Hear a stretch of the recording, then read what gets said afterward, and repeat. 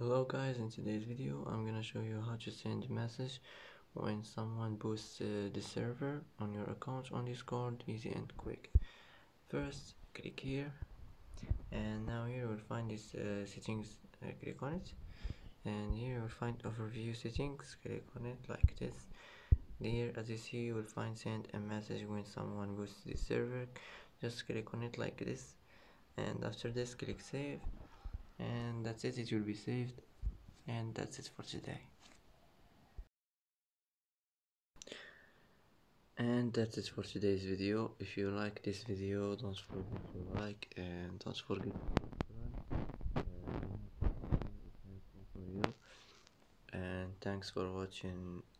Thanks for watching till the end, and see you in the next video.